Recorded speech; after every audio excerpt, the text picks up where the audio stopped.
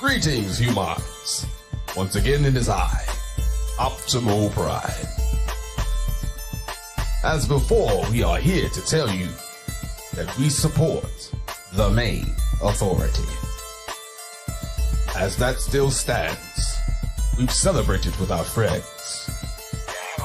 Past spliffs between others. We are looked up to by our peers, and even I give my right arm for the Mayne Authority. Flying high, never low. Always hitting you with the sauce and the flow. Look out, YouTube. We are here.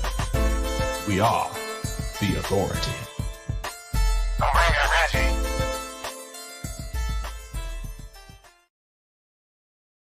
Remember, Maynes, go get that bag. Autobots, let's roll up. There you go. Yeah. Wait a minute, we out of sauce. Here. Hey, this ain't no sauce. Yeah, what's the difference? Oh, well, you dusty bastard. Our sauce is made with the best ingredients this side of the Mississippi. If you're gonna give me something, it's gotta be the sauce. This made in New York City?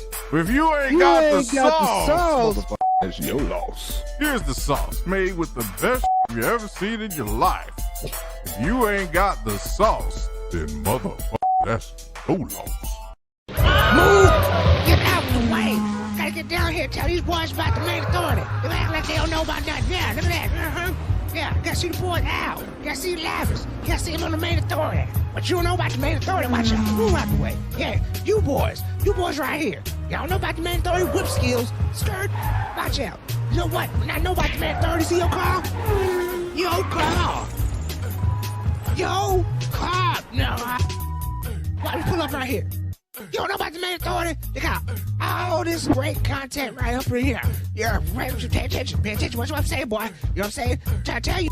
Gotta put you on game. Gonna put you all up with that sauce. And what the hell? Yo, look at that. All you people right here want to learn today about the Mayne Authority. They all up in here. You know what I'm saying? The boys, they're quite the humanitarians. I revere myself, but still, at the same time, what you gonna do? You ain't know what it is, what it was, what it does. You gotta get the purple drink, you gotta get the sauce, you gotta get your life together with the commercials. You know what I'm saying, boy? Check out the content. What you gonna do? What you gonna do? What you gonna do? Subscribe. He is the most interesting purple drinker. I don't always drink, but when I do, I prefer purple drink. Stay loyal, my friends. Nothing unites family like a good bottle of sauce to go with your great summer barbecue. Who made the potato salad? Al's sauce has been known to bring people of all colors and creeds together in the spirit of barbecue. Oh, man, there's people in sauce. Never. Shut up, motherfucker. Bring it over for a good time, whether you're black, white, it doesn't matter. Hey, that chicken ain't done, man. Done to me. If you ain't got the sauce, then that's your Oh, loss. man. Domino, motherfucker. March! Left, left, left, left, left, left, left, left, left. Busters loose! Bang patrol! Don't you know That's the sound of the Maynes working on the chain. Yes. Don't you know That's the sound of the change working from the main game. turn up? Get crunk. That's the sound of the Maynes working on the chain. Yes. That's the sound of the change working from the main game. Did you hear me say? No. Turn up. Get crunk. That's the sound of the Maynes working on the chain. Yes. That's the sound of the change working from the main game. Did you hear me say? Keep it right there, Joe. Turn up. Sweet. Six, love it. mercy, my. Get off my book, boy. Working so hard, see my woman. Who I love so didn't mean me well. Got to stay right here. Mayne gang. Oh, slow. Oh, don't you know that's the sound? Oh, it feels good to get out of here. Time to change in this bitch. Oh, where's my rag? Oh, yeah. Oh, this damn Gucci rag's too hot. Welcome back. We out here getting jiggy with it. Back to the projects. Let me sprinkle this Reggie dust on you. Help you grow. What the does he want? Going to Septimane. The Maynes have a new video out, and it's got 100 subs. Don't just tell me that they've got a new video out. My bad. Hey, yo, Soundman reporting, cuz. This bird from Compton got news for you, Lord Deceptimane. What the hell do you got to tell me today? Hey, yo, the facts is just like this here, player.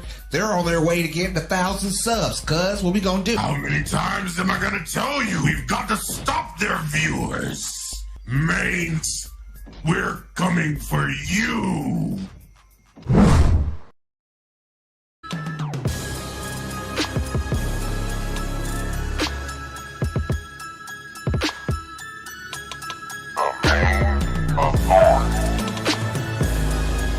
The Force will be with you, always.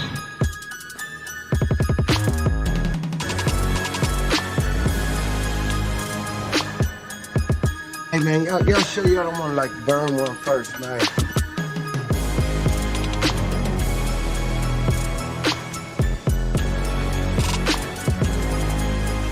Why did you say that name?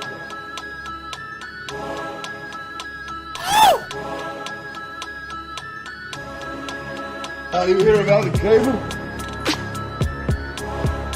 What is thy bidding, my master? Nice guy.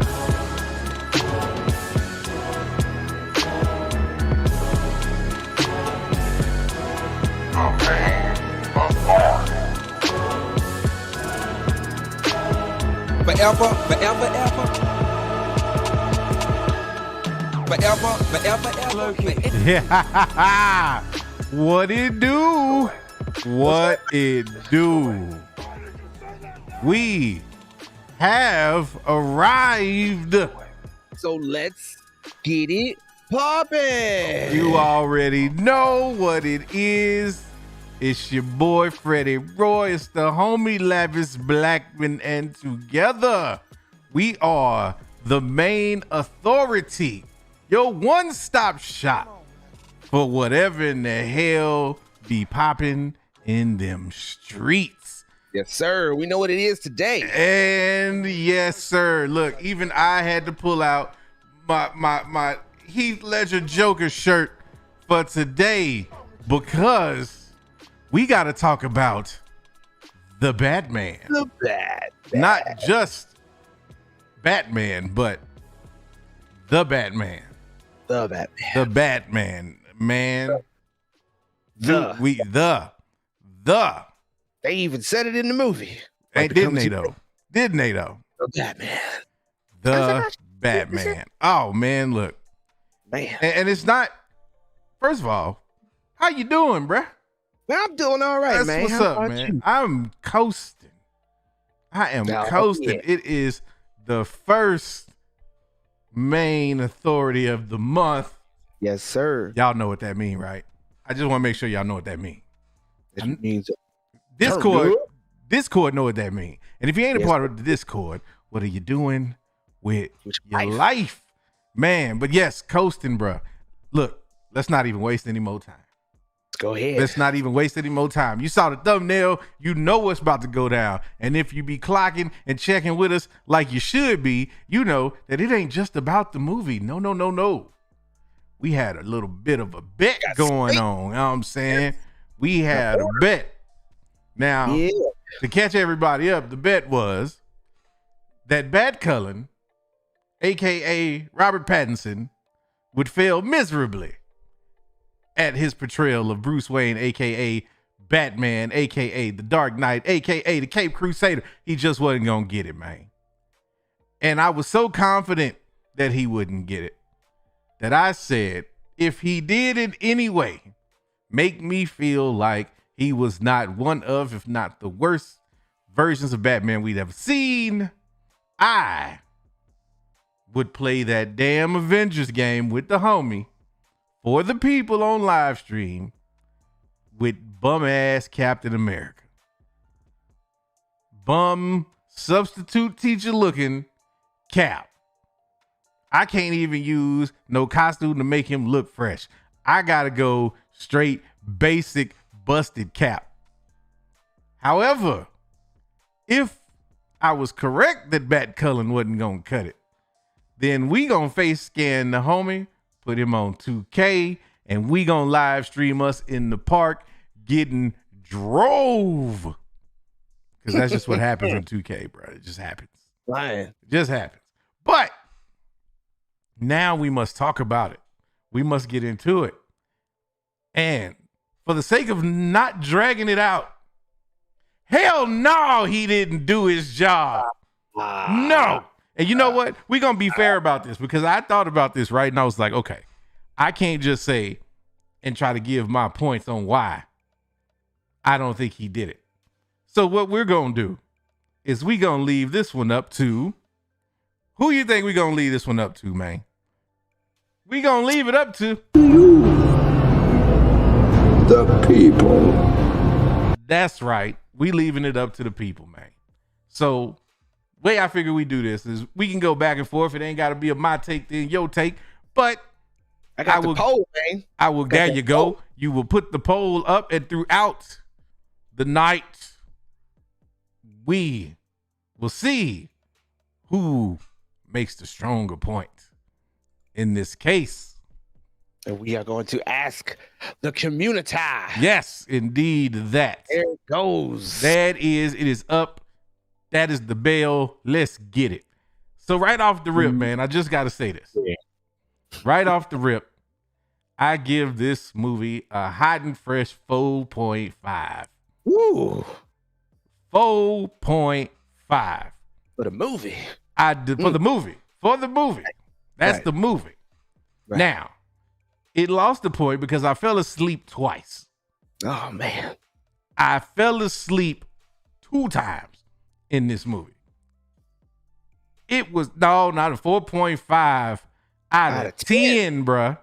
Out of 10. Now, number one, it was too damn long. Now, I am not somebody who has a problem sitting in a 3-hour movie. I am not somebody who feels like a movie has to be less than 2 hours to be good. It's been some great long movies. Hey, I am the person that sat through the Zack Snyder Justice League twice in one day. In one day. So I have no problem sitting through a movie if that movie holds my attention. And the problem with this movie is there was parts where I was completely disengaged, disinterested, didn't give a damn at all, bruh. And it was, and here's the thing, because I want to be fair, and like I said, it's not a total crap fest. There was some glowing parts of this movie. There were some things that make me really wish that they had made certain different choices, because I would be rocking with this straight up. But we know what we here for. We here for the smoke. So the first choice they should have made was never getting Robert Pattinson to try to play Bruce Wayne, bruh. I told you it wasn't going to work. And let me tell you why it didn't work. It had nothing to do with being reminded of Twilight at all. Number one, this is the first time I ever noticed that man got a big ass head, bruh. And every time they showed him in the bat suit, all I saw was forehead, dog. I couldn't get over that forehead, bruh. It was like, why would it like that? Why didn't he just headbutt somebody? It's really just what the movie represents. What is what? Who's man? Hold on. Sounds like a common you. You know what I'm saying? No, man, it ain't. No, ain't nothing calm about tonight, bro. I told you, I'm shooting slugs. I am loaded. I got extra clips. Why that whole movie? And we're gonna talk about the combat, but why in that whole movie he ain't headbutt somebody when he got a dome like that? And I was waiting for it to happen. There was a couple of times where it might have saved his ass, because that's another problem I had, but we're going to get to that in just a minute. I actually thought the costume looked pretty good. It wasn't the costume. Like, it really was not the costume. I thought the costume was dope. There were some mechanical things about the costume, which we'll get into when we talk about the combat. But, like, I thought, okay, if you show me this costume, or if you got a Batman game and you're going to let me get this costume, I'm with it. I'm with this costume. It was dope. I liked the way that it looked. I liked that it was, thinking of this as, a Batman in his second year, you're not expecting the bat suit to be completely streamlined and bells and whistles and the whole nine. And I saw a lot of people that were talking, down on the movie that had a problem with the fact that Batman didn't have a lot of gadgets and whatnot. Didn't bother me one bit at all in that respect, because we talking about Batman in his second year. You know what I'm saying? Like, dude is trying to get it right. He trying to figure it out. He don't even really know how he wants to deal with enemies and villains when he out there. Cause like 1 minute he looking like he want to break somebody's neck, and the next minute he's showing his restraint. So he's trying to figure it out still. So I ain't have a problem with that. But that cowl, bro, that head, bro, that dome, that boy had more head than he got body. Said Thunderdome. And you know what? You know what he had more of in this movie too that bothered me. Because we talked about this, and I said I'd better get him as more Batman than Bruce Wayne. I felt like it was about 50-50. Really? You know why? Because every time he was on screen as Bruce, it seemed like they dragged that scene the hell out. Like they was really trying to flex his acting chops. And don't get me wrong, Robert Pattinson has acting chops. Like, when it comes to conveying the emotion and like actually reflecting a billionaire orphan kid with some deeply disturbed issues, he did that. But I go back to Mr. I don't want to lift no weights. We watching Batman, and Batman is out there, in year 2, kind of getting whooped a little bit in places. Like, that was another problem I had. Batman almost died way too many times in this movie for me. He had to get saved way too many times in this movie. I'm like, we talk about it was more than twice, bro. It was more than twice. It was, what 2 times are you talking about? Okay, so of course we know. Spoilers, by the way. We put it in the text. On the thumbnail. Already, but still. You already know what it is, peoples. So yeah, of course at the end, got saved there. And shit, what was the other time? There was one more time where somebody had to come through and save him. I want to say when he got shot. Selena saved him again when he was about to get unmasked. She had to roll up in there at the last minute and kick dude, because if she hadn't, it was Rap City the basement for him even then. Oh yeah, it was twice at the end, pretty much. But like, no. Just those. And then, okay, I give you that. It felt like a lot more than that. But I'm like, dude, he was taking them shots though. Yes, my dude was getting unloaded on. Yes, he was. I'm gonna tell you. I'm gonna go on and skip to this. I'm gonna tell you the scene where I just lost, and this was not Robert Pattinson's fault at all. And before, let me say this too. All you mofos that's finna hit me with the practicality of this scene and how this actually exists in real life, miss me with that. When my man jumped off that roof in the flying squirrel suit, I was done, bruh. Hey, I was done, because I'm like, bruh, that's what Batman working with right now. This what Bruce Wayne working with. Hey. And then not only that, but I'm like, okay, well, at least he gonna do something dope and like try first. And that was shot horribly, by the way, because all of those facial cuts where they were showing my dude like gritting his teeth. I'm like, if y'all didn't want to put a lot of money into this, then don't do this scene. But I'm thinking, okay, at least he gonna make his little Batman landing on the truck. Oh no. No, he didn't. Oh no.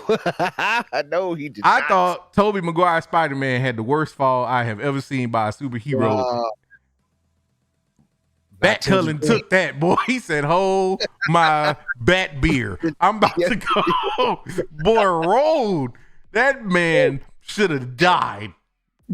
Yes. Like he should have died. I don't know how he survived that, but that just shows you that. Right. But again, exactly. So I'm looking at that and I'm like, but then this dude takes off his shirt and I'm like, boy, you would have $110 soaking wet. Like, where the muscles at, bro? You wearing that big heavy ass suit that we can hear you clanking in because they kept showing this man, and that was another reason it seemed so long. And you said this. Yes. Why was Batman walking everywhere? Batman, the step counter was through the roof in that 2.5 hours.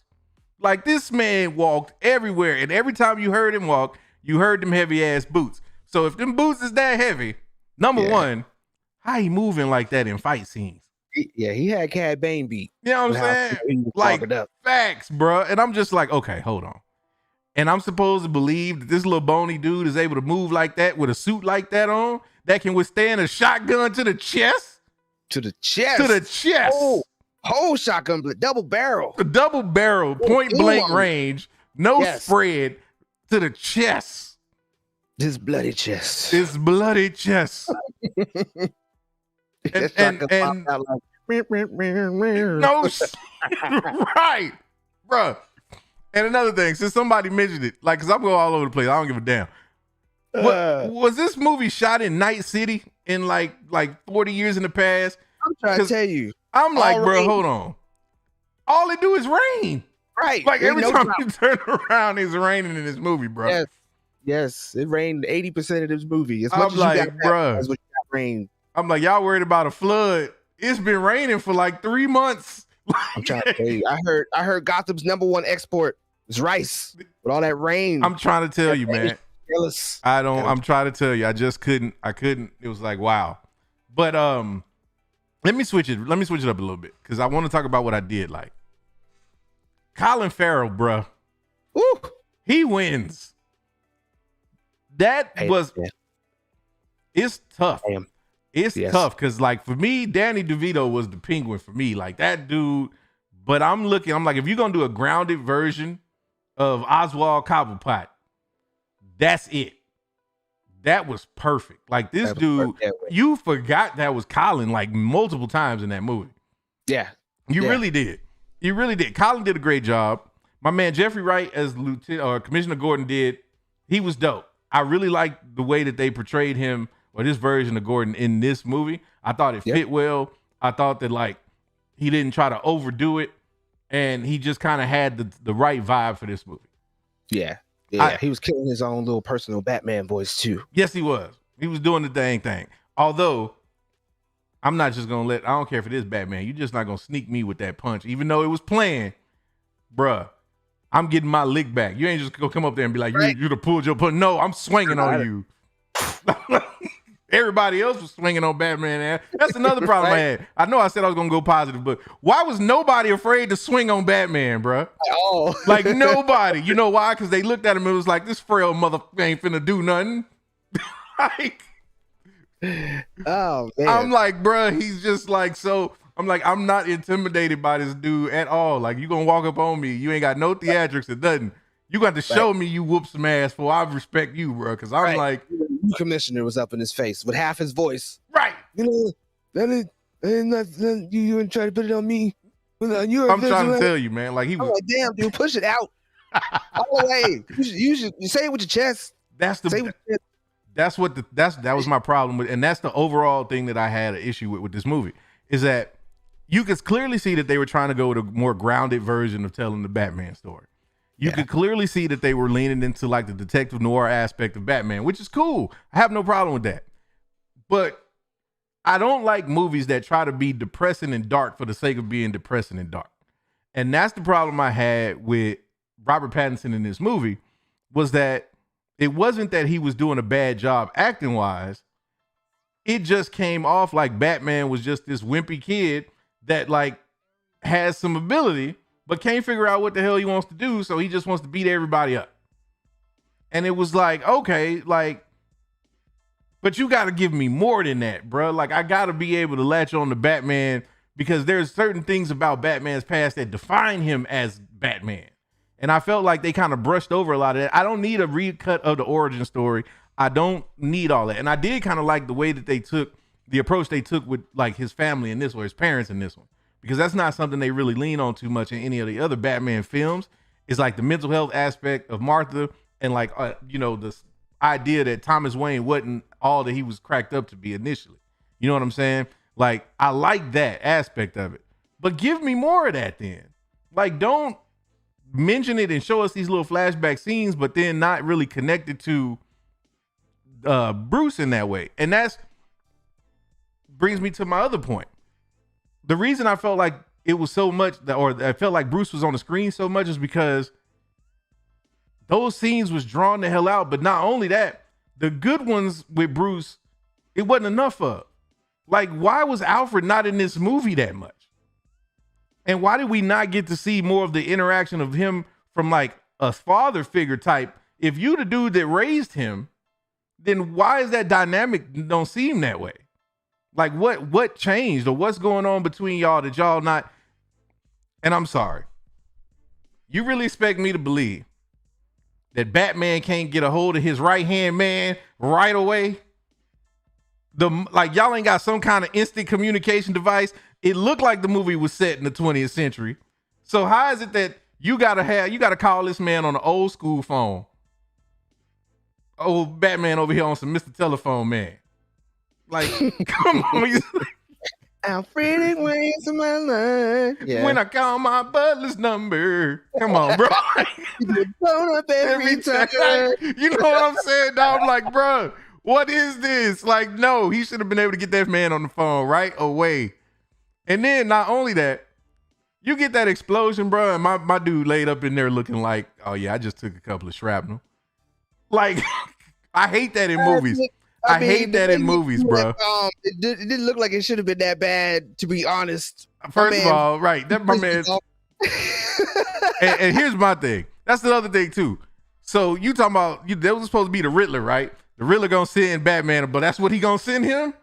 This man that created a plot where he done blown up like 5 levees or whatever to flood the whole damn city, but he trying to take out Batman. Like, and you know what? He had that little left. And in fairness, maybe his idea wasn't to kill Batman. Okay, fine. But really though, but the explosion was enough to put Alfred in a coma for a good little minute. I'm like, that just seemed like a reason for them to decide. Like, they made a decision that they didn't want Alfred to be in the movie that much. So it was like, oh yeah, we just gonna give him the Rocky 2, what you call it? Can't even think of her name. He tried to give her that Rocky 2 Adrian treatment. We just gonna put her in a coma for the last. We don't know what to do with her, so we just gonna say she's asleep. Right. He's incapacitated. Right. I'm like, bro, no, I can't do it. I couldn't deal. I could not deal. Let me see. What was the? It was something else I wanted to get on though. Back color. Okay, go ahead. Go ahead. No, I said you go ahead if you want to go ahead with back color. Because I got to tell you why. I got to tell you why. Now, and I'm gonna give full transparency to everybody. When I first got back from checking this movie out, I told a homie, I said, "You won," because I was about ready to say that Robert Pattinson was not the problem with this movie. That his acting is not what causes me to like borderline hate this movie. But upon reflection, yeah, it is. Yeah, it damn is. Because had he decided, I'm gonna tell you why. Because when you make the decision that you don't want to work out, when you don't want to buff up, so now I gotta believe that you this tough ass Batman, but you walking around looking frail as I don't know what, like your head is the hardest part of you to hold up. Like if you tilt in the suit one way too far, you're gonna fall over with that big ass thing. I'm supposed to believe that you out here on some, I'm beating people ass so bad that like they gotta respect me because I'm vengeance type. No, you know what it made me? It was like even the movie was making fun of him. Because like at the end of the movie, you get the Riddler dude that's like, I'm vengeance. Right. What other movie has Batman had somebody mimic him like that other than the Joker? Small timers don't get to do Batman like that. I don't care if it's year 1 or year 101. Batman ain't finna no. Batman strikes fear in the hearts of men. But I don't care. Like, no. They was basically like, man, get your soft ass out of here, vengeance. How you gonna be vengeance when you hanging off a damn scoreboard or whatever? Right. Like, just took shotgun to your head, right your temple, into your bloody chest. Like, come on, man. Like, Oh, I'm saying, Batman got hit and was like, "Ah, my chest, my bloody chest." Come on. Especially at the end. I'm telling you. And then, thank you for saying the end. And this is, I'm gonna pass it to you, bro. But you. So we just not gonna talk about that Fast and the Furious exit scene with Selena Kyle and Batman. Why? The moment they got on them bikes and started riding off, I just heard, "It's been a long day without you, my friend." I'm like, come on, bro. We saw this ending before. Like, I seen this, man. Like, come on. That's the best y'all got. That's the best you got. You gonna let them ride out on some Fast and Furious type shit. I was just like, no, man. Like, I can't give Pattinson a slide because there were things he could have done to help elevate this movie a little bit more. If he had, and I'm not going to say he didn't take the role seriously. What I feel like this movie didn't do was it totally disrespected or disregarded the more fantastical and heroic elements of Batman because they wanted to focus on the detective aspect and that noir aspect of it without paying respect to that. I read somewhere that Matt Reeves has said that he really doesn't want the idea of Superman to exist in this universe because he wants it. That would be too fantastic. Well, I'm sorry, dude, but like, according to the comics, they in the same universe. So you might not want to like focus on that or have Superman in the movie at all, which is cool. I'm not saying he should have been. But what I'm saying is this is not a world where I would expect anyone to exist other than Batman. Like, I can't see a Justice League living in this universe. Like, anywhere. It just doesn't fit. Like, it wouldn't equate because they're not, like, you couldn't do any other movie like that wasn't Batman centric in this universe, which is fine. Again, I'm not saying it has to be that way, but when you make those kind of choices, that is going to affect my opinion and my perspective on how you interpret the character of Batman and Bruce Wayne. And that's what it felt like. It felt like these two cats was playing cosplay. Like they felt like Batman and Selena Kyle were in cosplay. Like they was some wannabe heroes and not.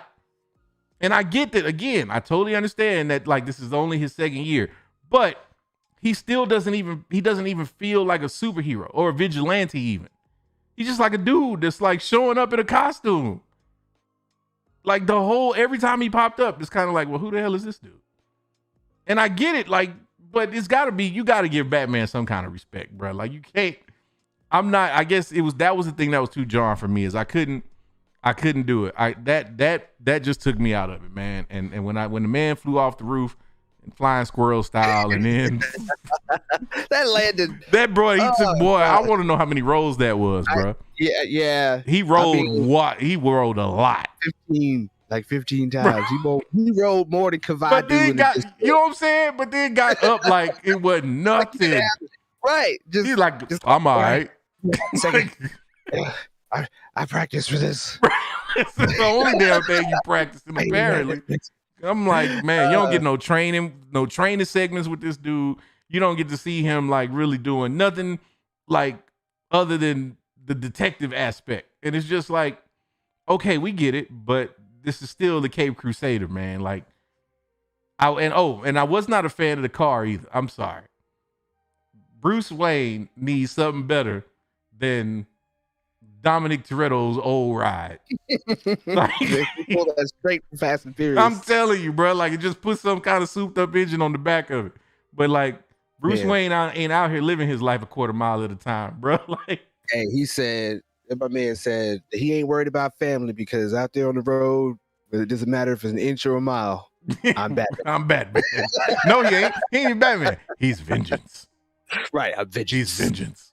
Yeah, okay, man. But look, overall, like I said, I really wish they had made some different choices from an acting perspective and also from a writing perspective in the movie. And I really would have. I wanted to enjoy this. And I tell you what, that Penguin spinoff that they gonna do, I'm all for that.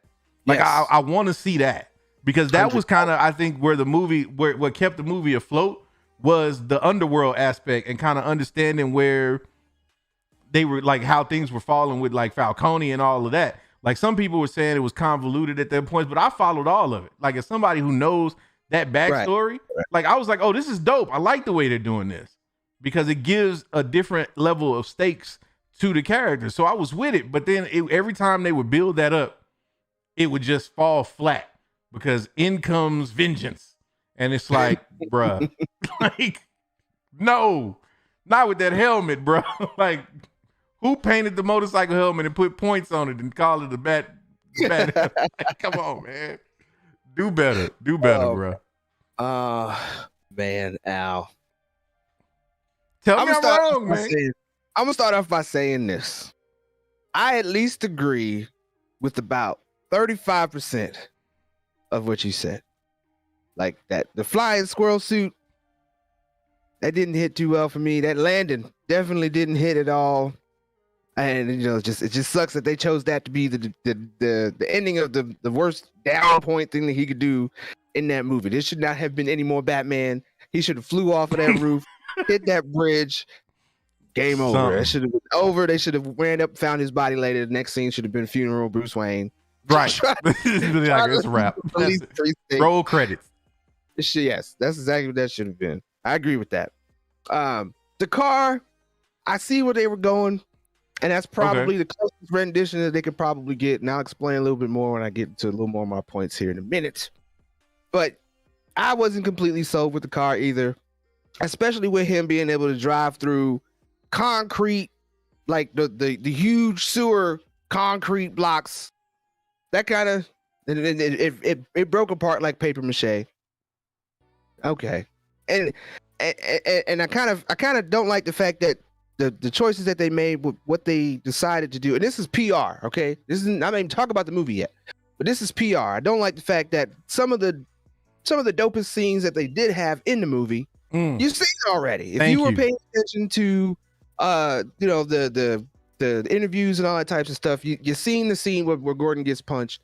You've seen the church scene with the funeral. You've seen the part where he takes down Penguin. Like, they should have held that one. I wouldn't have put that out there as a sneak peek. I wouldn't even put that in the damn trailer. I'd have put my man jumping off the roof, showing him flying a little bit. I'd have put some more stuff for Selena, because Selena, should have called her Chun-Li. Right. As much as kicking. She kicked more ass than Bruce Wayne. The Batman did. Literally. She whooped ass way more than he did in this movie, bro. I'm sorry. That was didn't like that either.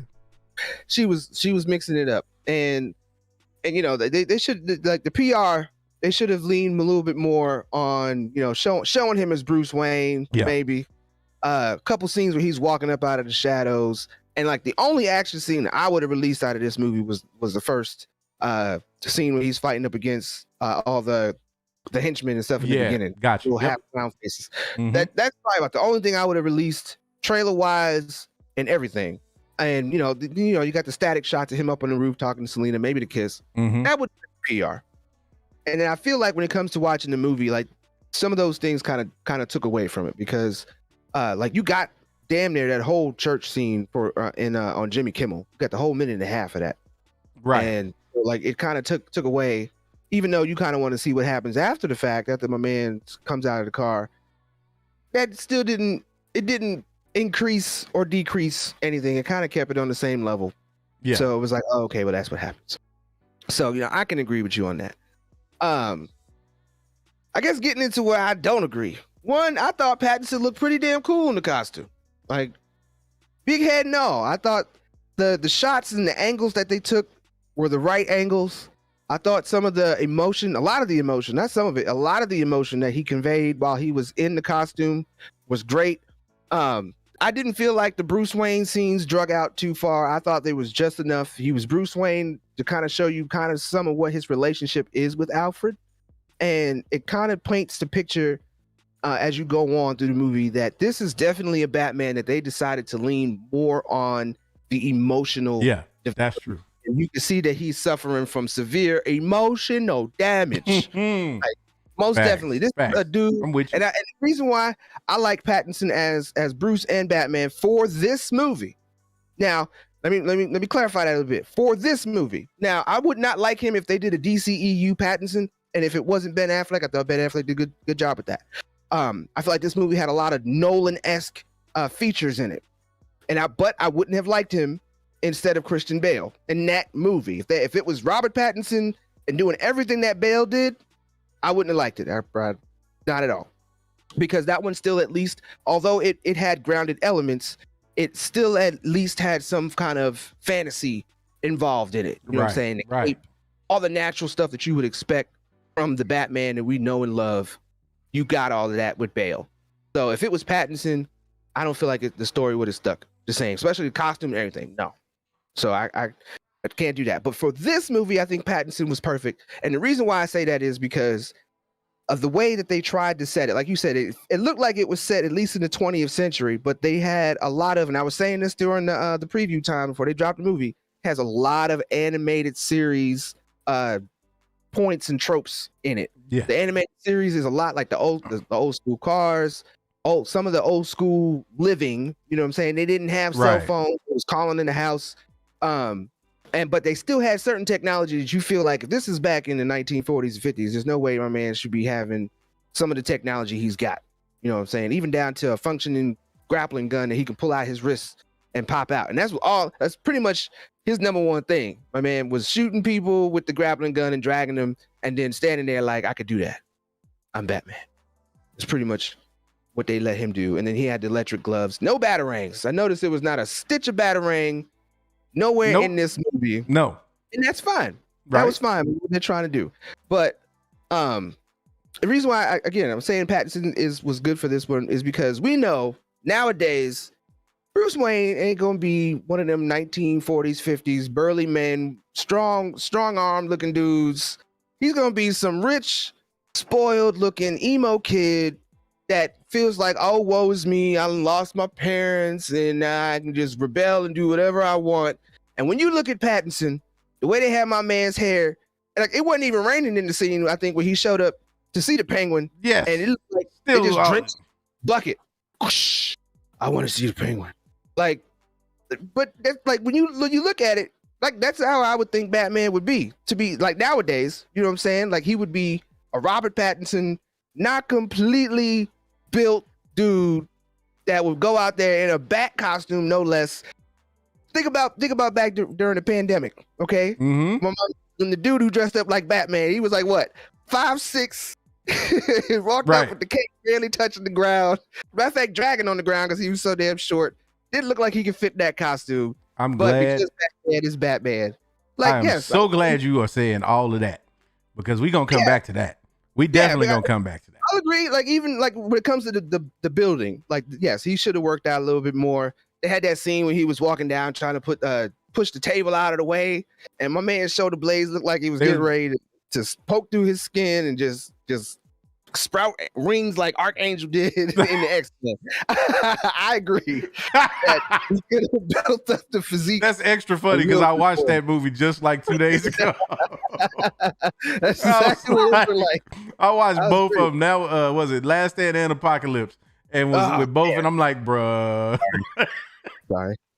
Yeah, but yeah. So like when it comes to that, yeah, I can agree. But I mean, I feel like for this movie in the world of Gotham, he fit the rich, spoiled kid who feels like he needs to go out and take his anger out on the world because of what happened to him.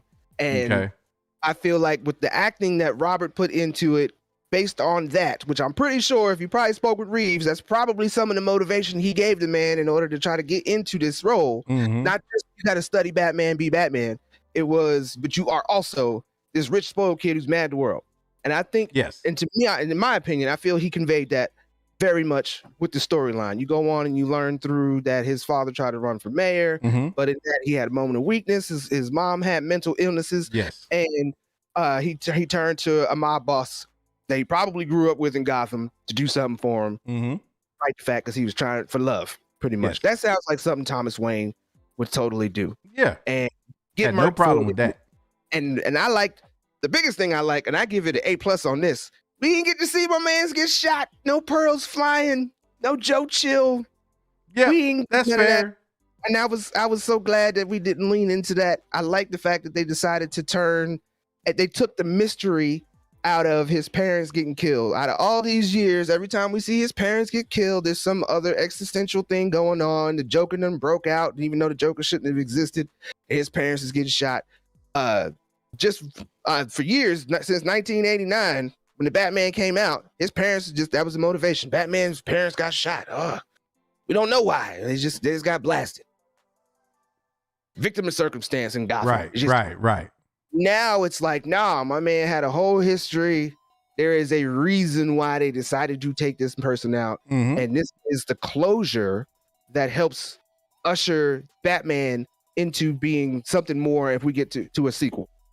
So I liked that aspect, that I could follow along with the story to try to see, for me, because I already know how all that goes, but just what characters are they going to try to pivot to throw into that story to make this work. And they did it good, keeping it with the mob aspect, throwing in Penguin, Maroni, throwing in Salvatore Falcone, all of that. It worked for the movie. Catwoman, I feel like, and I'm starting down end. When it comes to Catwoman, I feel like she could have got a little bit more character development. Yeah. Okay. I feel like this movie really focused a lot more on developing Batman and then throwing in Catwoman as a love interest. So therefore, she had to get sucked in to get some kind of character development. But that was it. Like you said, Alfred didn't really get no play on there. The dynamic between Bruce and Alfred is pretty much, he's been this bitter kid for all of his life. Alfred's trying to raise him, to show him the right things, but just Batman, Bruce Wayne's never really let go of this anger to the point where at this point in his life, he's saying, you're not my father. Right. Now, going back to the comic books and all that type of stuff, year one Batman, year two Batman, and a lot of different iterations, he's definitely just like that. Shoot, even in Arkham Origins, they leaned into that to where he's like a year two Batman, year three somewhere, because he's got a rogues gallery for the game to work. That, him and Alfred ain't all that tight. Another things we didn't get in this was Alfred and him, like you said, that dynamic to where, my man Alfred is out there in the field with him. You know what I'm saying? Like, yeah, this is very much beginning Batman. Now to say what I don't like, and I had to agree with you again, and that the part of 30% is we didn't need another Batman Begins. We didn't need that. You know what I'm saying? Like, yeah, we skipped the training. Yeah, we skipped some of the pain management and all that extra stuff. Yeah, we skipped all that. But it's like, yeah, I would have liked a year 3.5 to 4 Batman, to where he's hitting all them cylinders that you're looking for, that he is a Batman that's respected. He is recognized, even though he is a vigilante. Yeah, he's recognized as a necessary evil in this town. Okay. I think toward the end of this, like at the end of this movie, I feel like we got that. Batman finally can get that kind of respect. He brought out the head of the crime organization. He brought out my man Salvatore Falcone. He brought him out. You know what I'm saying? So that, it's on the news. That looks like something. Hey, Batman brought out the mob dude, so he might not be that bad. Criminals look out. Blah blah blah blah. Batman just saved all of us from getting electrocuted by pulling out his little bat symbol, chest knife, and cutting that off. Boom. I can like Batman now. Gotham can respect him toward the end of this movie. And it makes sense that he needed to go through hearing everything about what his dad did in order for him to try to reach that closure with Alfred that he got in the hospital. I do feel like that bomb was a little excessive. My man, like I said, he frisbee golfed that and dove. Like, to me, what I know from physics, his face and all that stuff should have been fine. It's my man's legs and all that shit. He should have had all his legs up in the air, right, from the direction of the explosion or something. Maybe a little scratches here too, but they got to put them CGI dots. Maybe he was on that same green stuff that Bat Cullen was on. Possibly, or maybe he wish he had some. He should have dove for that. Facts on that Man. one. I feel like even that, that was there's a lot of little Easter eggs in this to kind of show you that, the future of what they're doing. I did love the aspect of him having to be a detective more than having to lean on the brawn. And I think that played better for the movie, for where they were trying to go. Like you said, that costume, it's kind of, my man was moving a little fluid, but he was getting kicked and stuff too. And, this is a Batman that, although it seems like he's gotten some kind of training, he's still very blinded by his rage, by his anger, wanting to hurt somebody one moment and wanting to try to save the city the next. And they leaned in on that in the beginning. I like the Punisher-esque feel to it with the narration. That was good. Excuse me. I liked his voice. Yeah, I don't think there was anything wrong with the voice. Now, that was one thing that I was trolling leading up to the movie based on the whole, what did you do? But it wasn't a lot of that in the movie. So I was cool with the fact that like he didn't try to be too gruff with it. It was right for the movie. So I'm with you on that. Right. Now, even on that, I feel like there could be some improvements. And I feel like this movie, it leaned a little too much on Batman needing to improve. Just a little bit. Yeah, we got the point with the whole aspect that I've described already with Batman, but it's like they made it show a little too much even while he was Batman. It's like while he was talking to Gordon in certain scenes, he's using his normal voice, but almost every scene he's talking to Selina, he's got that Batman gruff voice. So it's like, do you trust the man or not? Are you going to talk to him like you Bruce Wayne, or are you going to talk to him like you're Batman? Because there's certain scenes he was definitely leaning in more, sounding like Batman, like I said. But the garage scene, he sounded a little more too much like his normal self. Yeah. So they needed to work on that. Maybe that served a point on purpose, but it's a small detail that nobody really cared for too much. And like I said, Jim Gordon, I like the way they played my man's up on that one. He's pretty much feeling like you got the idea that he is definitely a loner in the GCPD. He don't really know who to trust, how to trust him, if there's anybody trustworthy, period, in there. You also had I like the DeBarge dude, the cop. Yeah. If you don't think he looked like DeBarge, I don't know what you're doing with your life right now. But I liked him because even at the funeral scene, my man looked like he was genuinely happy to see Bruce Wayne, which I think sold the fact that he was definitely reclusive. You know what I'm saying? Like, we were kind of excited to see him. Oh, it's Bruce Wayne. But my man was like, hey, like he was ready to shake his hand, give him a beer or something. Maybe hit he was about to hand him a bottle of that sauce. Right, hit him with the sauce. Yeah, it's a purple drink, man. Like that's the homie.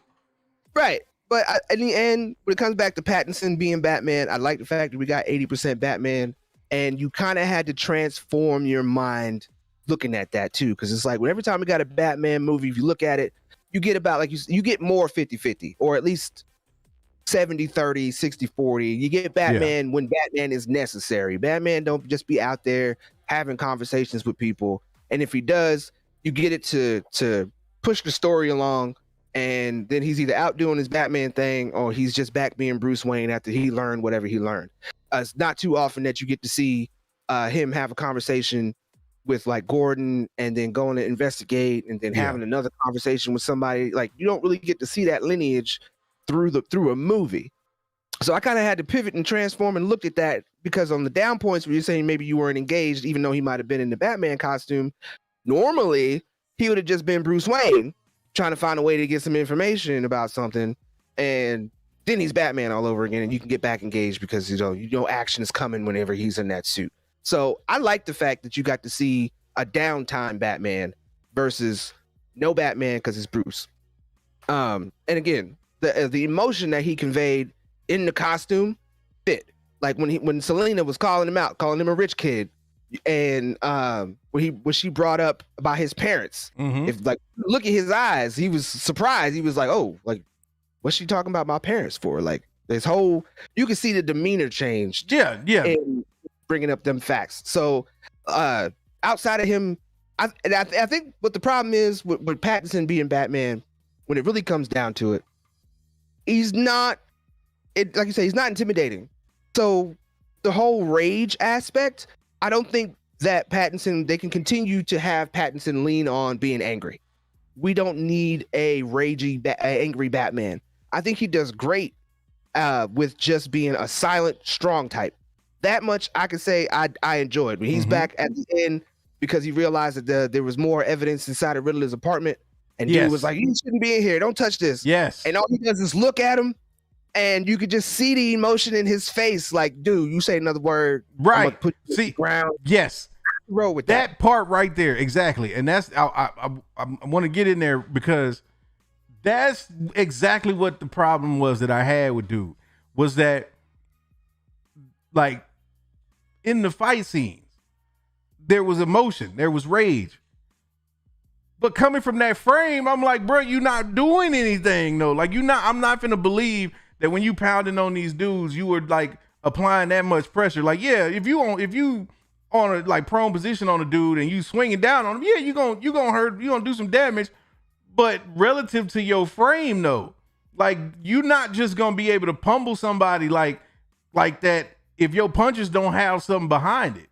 And you ain't gotta be like super brolic to do that. But I'm like, with all of that you got on with the suit, and then you come out the suit and it don't look like you have any like super heroic muscle depth. I'm not talking about looking like Thor, but right. I'm saying like when even going back to like the Michael Keaton Batman, as mechanical as that Batman moved because of the restrictions of the suit, everything that he did was like, okay, that looks like something that dude could do. Because he didn't do anything super acrobatic. He'd flip dudes over rails and stuff like that. But it was real basic combat because it was based on the limitations of the costume and the effects they had. When you look at the fight scenes with somebody like Ben Affleck, it made sense because that Batman was like he was brolic, boy, was solid. He was so like when he was yes.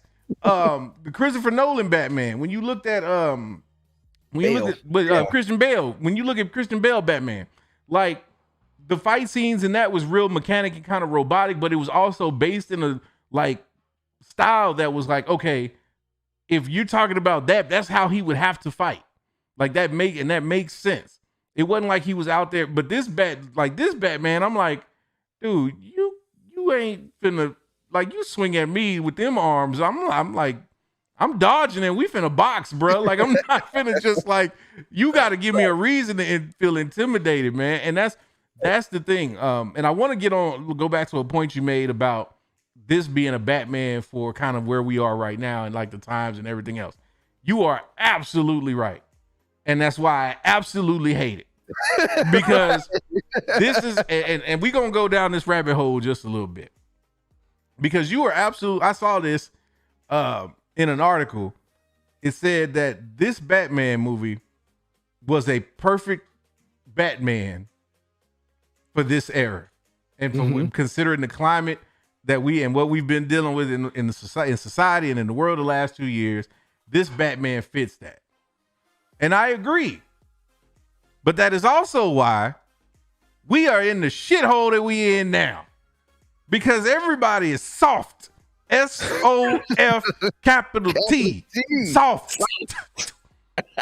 We live in a soft ass society where everybody's hypersensitive to everything. You can't be honest with people about stuff anymore because somebody might get offended. Everything's about your emotions and how you feel. And that's an easy and convenient way to get yourself out of whatever you don't feel like doing in life, because you can easily, there is no way to prove there is no way to prove beyond the shadow of a doubt whether a person is legitimately going through something or if they just using that as a crutch. And the thing about this movie was that it focused on exactly what you said, the emotional aspect, the dramatic aspect of a hero that is trying to come to terms with whether or not he wants to be about pure revenge and vengeance, or whether or not he wants to be, looked at as a beacon of hope. And this is a little, and yes, and you are absolutely right, Jedi Mike. This is exactly some old man rant, get off my lawn stuff. Because here's the thing, this movie is probably going to hit very well with anybody in the 18 to 30, 35 demographic. I'm going about 35. Yeah, like that's pushing it. That's pushing it. But I'm just saying, like 18. Let's say 18 to 27. 20. Yeah, okay. We'll give 18 to 27.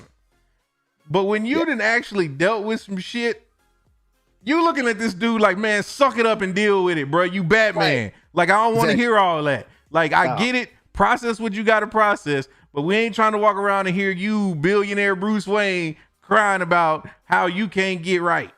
Like, no, I want to see you. I go to the movies to go see a hero that in the face of adversity, no matter what the odds are, is out there doing what they doing and not complaining about it.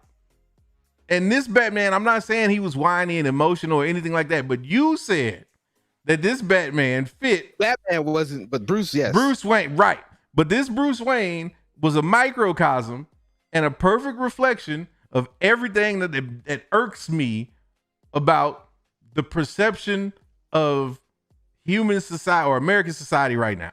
And that's exactly where I'll leave it. Because it's just, I'm like, no, I can't.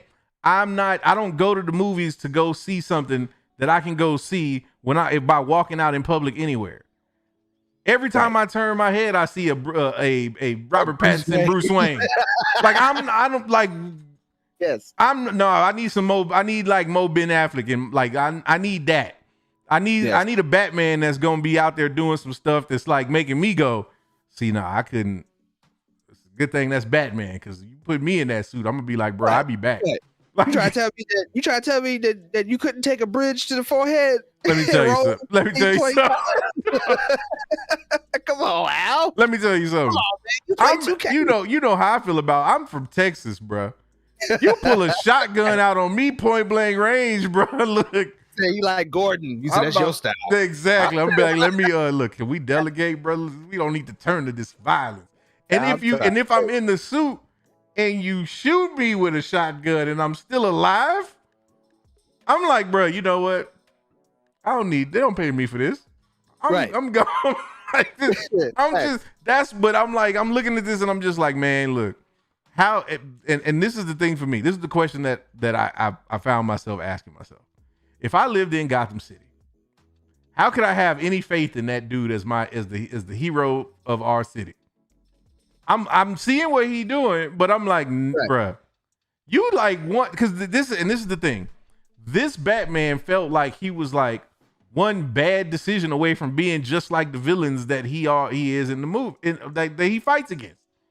And that's always been kind of a trope of Batman. And when you look at the micro, like kind of like the inner dynamic of like Batman versus his enemies, has always been like that gray, that real thin line between what Batman does versus what his enemies do.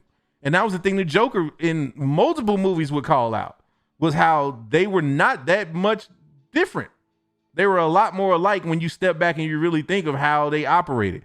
And that was the thing that, in this movie, and I get it, because of what the movie that they were doing, that wasn't necessarily an area of focus. But you can't just totally omit that and double down on like the dramatic and detective aspect of it and just decide that this Batman is not going to, the only time you're going to see this Batman like actually engage in some violence is when he gets when he has absolutely no other choice, or when he gets so enraged because he's so emotionally just charged up. Like, no, Batman is a scientist. Like, this man, he examines human psyche, uses people's like fears and whatnot against them, the whole nine. Like, you can't, I get that he may not have that perfected, but there's no way that you could tell me that he doesn't have that in some element at all in year 2 or by year 2. Okay, so to that point, he does not. The Batman that we all know and love that does everything you just said does not start doing that till at least about 3.5 to 4 years in. Then he is. But you got to use. But okay, so I'm gonna put it like this. Steph Curry wasn't Steph Curry year 1, but you saw flashes. Jordan wasn't Jordan year 1, but I ain't seen no flashes of that from this dude in this movie. It was like everything in this movie. And again, I'm not saying it doesn't exist. It's not that Robert Pattinson made it to where you felt like that Batman doesn't have that, like his version of Batman doesn't have that characteristic. It was the way the movie was written.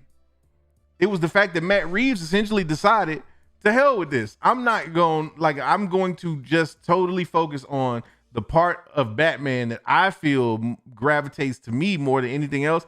And we'll just ignore all of those other pieces, or we'll skate around all of that other stuff that people watch Batman movies for. It basically was like this Batman movie was a response to film critics who always have they try to poo-poo on superhero movies and say that they don't have depth and whatnot.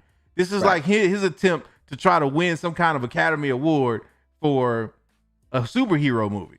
And I'm like, that's cool and all, but like for my taste, nah, that's a pass for me. Like, I'm not here for you to give me this like super toned down, dark, depressing, like retro introspective look at the character of Batman and Bruce Wayne. You can give me that in moments, yes. And to your point about, and that was the thing, is they focus so much on Bruce Wayne and Batman naturally because that's who the movie was about. But to your point, there wasn't a lot of character development from anybody else. No. And the thing is, if that's the case, then I should see a lot of growth from Bruce and Batman in this movie, because you don't see any from anybody. But in this movie, the only real growth we got was right in the last like 30, 45 minutes when dude decided that he no longer wanted to be about vengeance. I'm like, what? Like the whole movie you spent being depressed and sad and determined to try to go figure out what was going on with the Riddler and figuring that piece out. But like there was never any point where you saw Batman kind of question or debate why he's doing what he's doing. Right. Or how he's achieving it, until like there was points where he got challenged on it to a degree. Yeah. Right. And Alfred kind of pushed on it a little bit, but it was like there wasn't enough of that for no one else to get any development in this movie. For everybody else to kind of start and end this movie in the same place development wise, and for you not to give me much development from the main character, from Bruce, then it's like, okay, what did we just spend 2 hours and 45 minutes doing? Like, that's my thing. And that's why I said the movie was too long, because it's not that the movie was too long. There was too many parts in the movie for me that did nothing to advance the plot. Like, it might have gave you more context, or it might have been like Easter egg type stuff to where, like, if you were a super Batman sweaty, you're like, oh snap, they talking about so-and-so when this, and bringing it back from here. But it's like, okay, but what does that have to do with serving the plot though?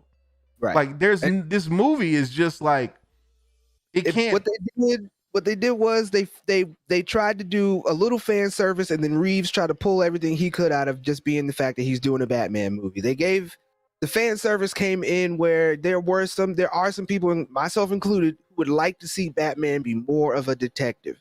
Yeah. You did kind of get that, and then kind of realize that Batman is smart. You know what I'm saying? Like all them riddles, my man didn't take too long to try to pop back off what the answers were. He knew where stuff was going. Didn't take him too long. Yep. Okay. But like I said, I do agree with you that they could have given more of the character development. And I agree with T-Rev. Maybe this is why we're getting some spin-off shows on this, because the only people who developed out of this almost at all was Batman coming to his realization on how he wanted to be Batman, the Penguin, because now that Falcone is gone, he's going to be taking over some things. We already know that. And a little bit of Selena Kyle. And I can't even say too much. She ain't changed one bit. No. She never does, but she got what she wanted out of everything in the end, and gets to drive away with some kind of a clean slate because she's not the burglar. They really changed Catwoman, and I'm gonna say it like it is, and I don't give a damn what none of y'all think. Okay? But they turned Catwoman from a cat burglar into a cat on the corner. She was definitely one of them that you was like, this Catwoman would pull some tricks in order to wake up in the morning and take your rollie and your diamonds before she tried to break in through the window. It's like, she was a Catwoman for a whole different reason. She was a cat of the streets. Definitely Lady of the Night. Let me tell you, bro. Which and even I liked Selena Kyle. I liked Zoe Kravitz and Selena Kyle in this movie, because while there wasn't a lot of development, I felt like the kind of like homegrown Catwoman thing fit her. Like that like the homemade, almost low budget type. That fit her. Like that fit for this movie. I don't want to see that from Batman though. Like that was my thing. Is like Batman, I get it, but there has to be, at least for me, there has to be a clear delineation between the man that Bruce Wayne is, both inside and outside the mask, and who the everyman is. There has to be a clear delineation between that. Every other Batman movie that you've seen, Bruce he commands, like, and I'm not talking about from the Playboy aspect or anything like that, but just from a body language standpoint, from a presence standpoint, that movie is filmed in a way where you understand that Bruce is that dude. Like in the sense that he just from a charismatic, from an intelligence standpoint, from the way that he's able to analyze situations and whatnot, you get that. And you realize, okay, Bruce, like Batman could only be Bruce Wayne. Only Bruce Wayne could be Batman. Right. This movie felt like any dude with some money could have decided to put on the Batman costume. And that's my thing, is like, I didn't feel like there was anything that separated Bruce Wayne from the rest of the characters in this movie. It's particularly, and again, I could see that if you were talking about like the major antagonist, but when like I'm looking at Bruce, like, dude, somebody could sneak you in the church right now, and like you wouldn't even see it coming type thing.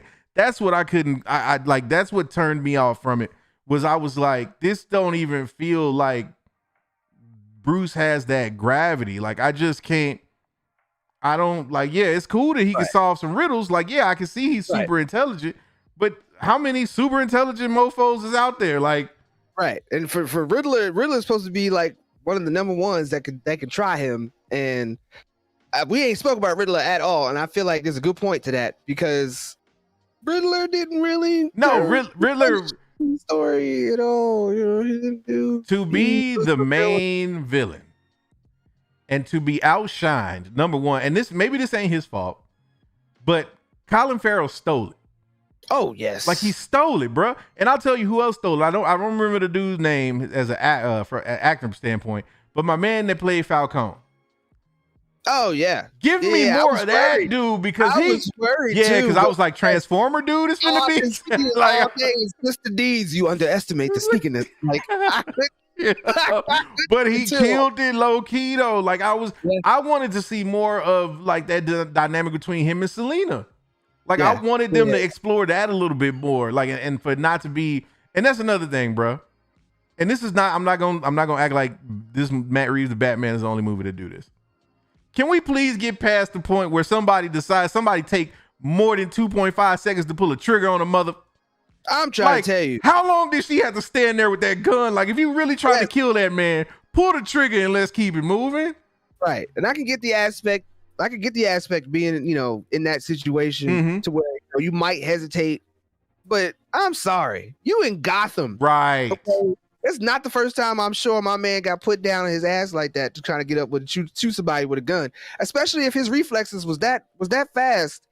And at the same time, this is a year 2 Batman, so he's very sloppy. If you read Batman year 1 and year 2, he's very sloppy. Especially, I would have loved if we got more of a year 1 rendition in this than what we got, because year 1. That was Batman. That made Batman. Year 1, he got slapped around by the police hard. Yeah. And I feel like if this is year 2 Batman, to where he's able to even be around the police and they don't really care too much about him at all, but they ain't talk about year 1, then something's wrong. I feel like we got a 2-year Batman who just went through year 1 in wait. Here's the thing that made me, and here's another scene where I felt like Batman got disrespected. When they were in, it was one of the scenes where he was like arguing with the police. It was early in the movie. He was arguing with the police, and one of them reached to grab my man mask and tried to rip it off. Bro, that's the most. You look.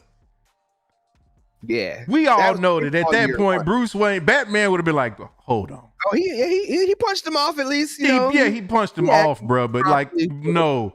Yeah, I feel you. He wouldn't have even dared to reach. That's like break the fourth wall. Like, no, this mother did not. Hold on, y'all. I'll be right back. Like, that was the most disrespectful. I'm like, bro, you don't reach for that man mask.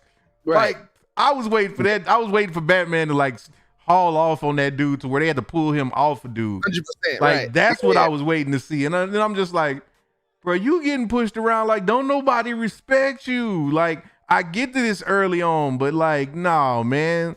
You gotta establish. Like, I gotta see that, and that would have been a perfect scene to give us a flash of Batman, or Batman Bruce Wayne's ability to command your respect, right? And from just a physical brute standpoint, like an intimidation standpoint. It didn't have to be that. Like, it didn't have to be that long of a scene. It didn't have to be anything drawn out. But that right there could have been the moment where you're like, okay, you don't mess with this dude.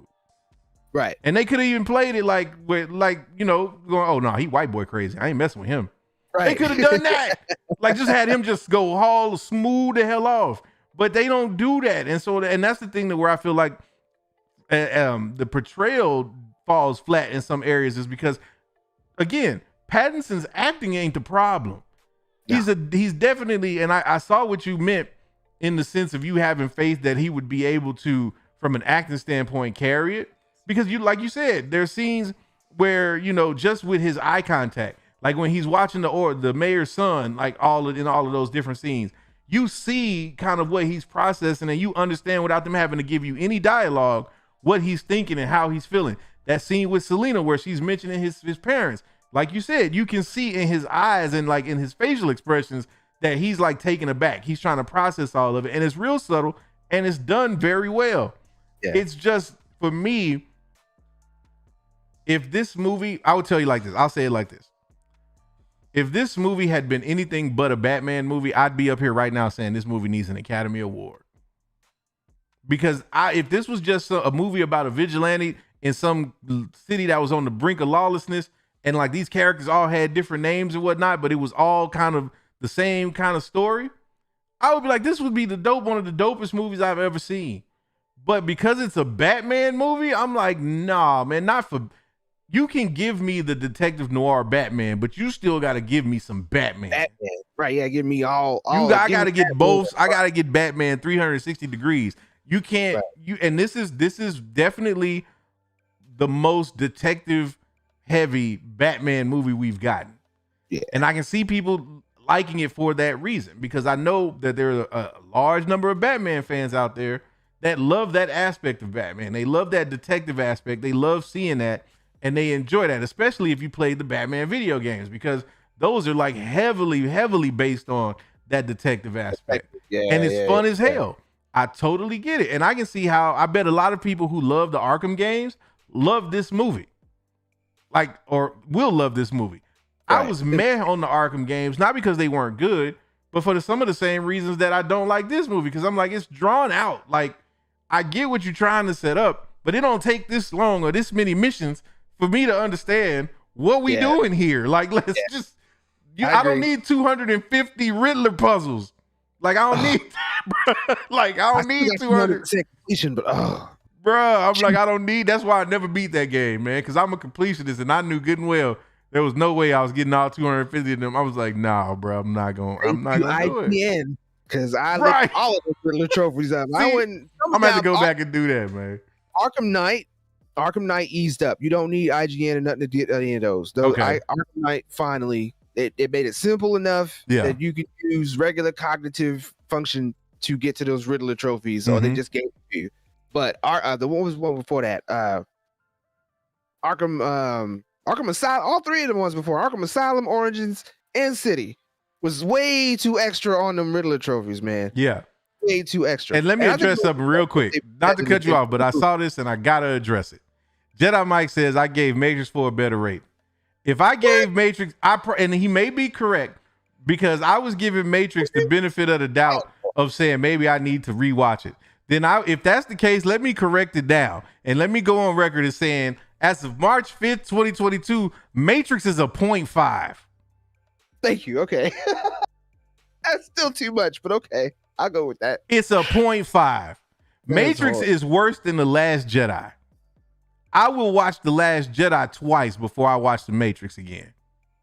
This movie is nowhere near as bad as The Matrix. I want to see this movie again because I want to try to digest a 0.5 out of 10 T-Rev. That movie don't, and that's with me trying. The only reason it's getting a 0.5 is because it's The Matrix and Keanu Reeves was in it. That's the only reason. That's the only reason it's getting a 0.5. I digress. This movie, though, I'm going to give it another 0.5. I'm going to give it a 5. It's a 5. It's a solid 5. It's a movie that if they didn't make a sequel, it wouldn't break my heart. Right.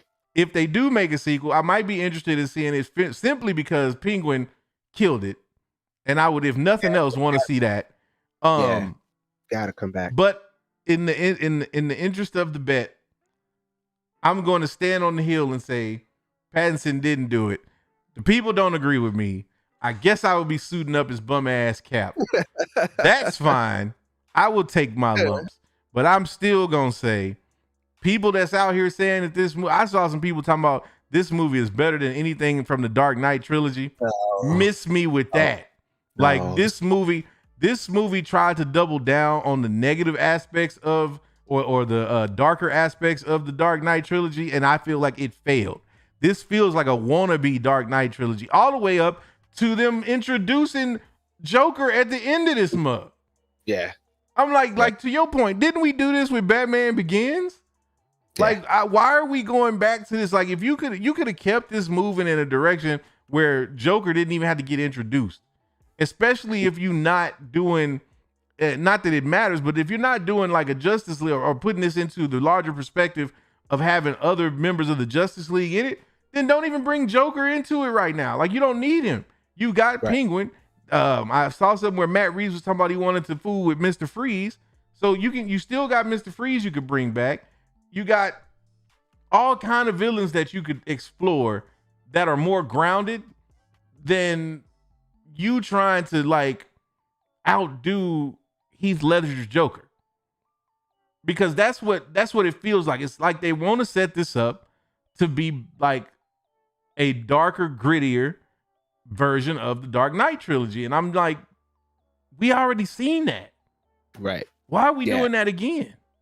Yeah, pretty much. No, I want to make a couple points, and then I don't want to end it on a bad note. So I want to make a couple points, and then let's pivot and talk about what we would like to see if they do a sequel. Yes, I feel like that absolutely would be so much better than continuing to talk about this movie. But no, wait a minute though. Not like it's bad. Not like it's bad. But okay, I'm more excited now that we got the movie, we dissected it and fleshed it out. Yes, because there is potential. There is still potential there. Yes. Yes. So for Speak me, on that. I originally, and I'll be honest, I originally rated it an 8, but I gave the homie my 0.5, and I'm gonna have to rate it a 7.5 because I do definitely feel where you're coming from on that. On a lot of the aspects that you brought up, it does resonate with me, and a lot of the stuff that you said made me feel like, okay, I'm not crazy. So yes, I will at least give it a 7.5. And the reason why it still stays that high is because I think the cinematography was great. Like I said, a lot of the angles, the colors, and a lot of the way that it was shot was really good.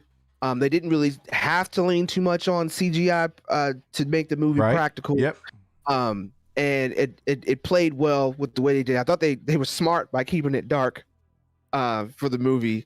And it played well on those aspects. I do feel like Matt Reeves did drive his point home with being able to make characters grounded to the point where they can be relatable. And this movie did drive something that no other Batman movie to me has driven home, is the fact that Batman is Bruce Wayne. Bruce Wayne is not Batman. And so many other movies have actually tried to push that theme. But this one I feel drove it home because of the way that they played the aspect of his parents being, him looking at them like, this little Boy Scout. Mm-hmm. His father was the best thing in the world, just to find out, there's some realism in that you just overlooked because you were hurt about their death. You didn't get to live life and see your father's down points, his fallacies. So I feel like the conversation between him and Riddler while he was in prison, him talking about, I know the real you. And I thought they played that really well too, because I ain't gonna lie, I thought that they were leaning heavily into the fact that the Riddler knew that he was Bruce Wayne. Right. So did I. And they pivoted toward the end there, and I would say it's because of his stoicism that saved him, because if he had reacted at all to him throwing out Bruce Wayne, that would have totally given the fact that, I'm Bruce Wayne, and it would have given it away. But because he was quiet, he was stoic and in the shadows and stayed that way, it made Riddler doubt. And therefore he was like, well, he's the only one we didn't get. And then, I see you, I know who you are. You are whoever you are under that mask. Nobody really cares because I know that this is you. If you could go out 24/7 being like this, then I know that you would do that. Right. And I don't feel any other movie has actually made you feel like, like Batman is Bruce Wayne. Like, we don't really need to see Bruce Wayne more than we did to serve a public element, but we needed Batman at about 85% of what we got in this movie, because Bruce does not want to be himself. He wants to be able to hide behind the mask, to act out this rage, to move forward in his own way. Right. And boom, we got the transformation in that. So there are some plot points that I feel like they did hit well. I did enjoy watching it. I'm not gonna say it's a snooze fest, but it is a movie, I will say, because I don't really rewatch too many things. I'm not gonna lie, but it is a movie that if I'm like, I gotta go to bed, I gotta get up early in the morning, I need to just wind down, I will throw on the Batman and comfortably. It will lullaby your ass too if you catch it at the right time. Because I'm telling you, I was wide awake for this movie, bro. I was ready, and it was parts where I woke up and I'm like, did I just miss 5 minutes? Like, oh, how long was I asleep? Right. And that was the thing. That was the thing, though. And this is why I say the movie drug on too long, because for me to fall asleep twice, I never felt like I had missed anything. I was like, oh, okay, so yeah, we still right here in the same, like we doing the same shit? No. So you must have fallen asleep during the part where Coulson was sitting there waiting and he heard the footsteps. You must have passed out right there. And then by the time he finally came I'm trying to tell you, bro, it was ridiculous, man. But in the sense of what, like, looking forward to what could come next. Yes. If they're going to do a sequel, which I'm almost certain it's going to be a sequel. Yes, there's can we please give Batman a little bit more action? Number one, let's please give Batman more action. Yes, Number two, can we please upgrade Batman just a little bit? Yes. Batman needs something better than Dominique Toretto Carr. He needs more than a little bit. He needs a lot of bit. We need to think this Batman was at least a 3. We need Batman to turn up to at least an 8. That minimum out of 10 or 15. I don't care. Minimum. He need a new car. We need a new version of Bruce. We need to separate the characters. We need a Bruce Wayne. Yes. That don't sound like Batman, and we need a Batman that don't sound like Bruce Wayne. We need to separate these characters. He needs to be the playboy that we know and love for a reason. Yes. And he needs to be himself as Batman. Keep the Batman we got as far as the strong silent type, as far as the willingness, all that types of stuff. He can keep a little bit of his anger, but we need to separate. You know what I would love to see from Pattinson? What's that? And I think he would nail this. In the next Batman movie, you give him a love interest. It could be Vicky Vale, don't matter who it is.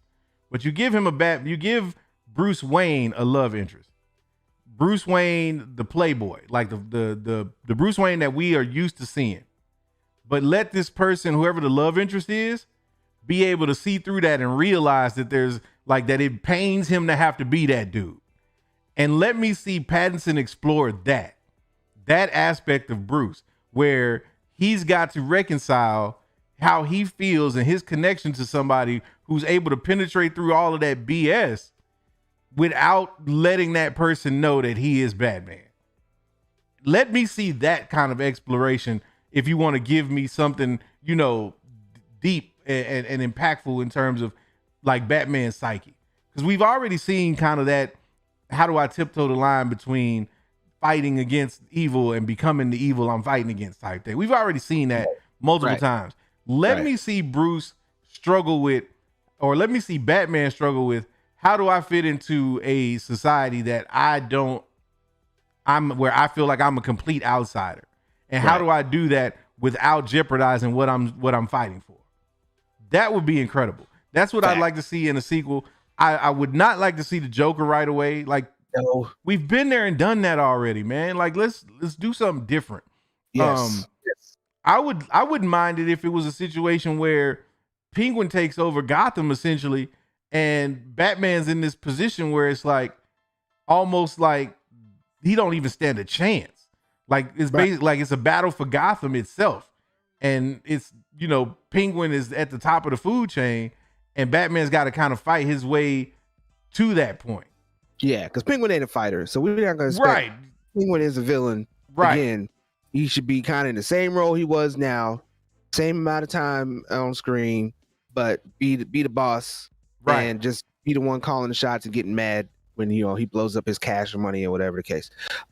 Yes. Now, as far as villains, I agree. We don't need We don't want nor need the Joker, and I feel like a Joker tease is entirely too soon because the fact that he's in Arkham and in jail kind of means that Batman is aware that he exists. Right. That means that they already. So you're telling me that we've already missed like their altercation and him getting locked up? Right. It don't even make sense. Like that was the other thing. I'm like, man, that don't even make sense. Like, why would you even put him in that position?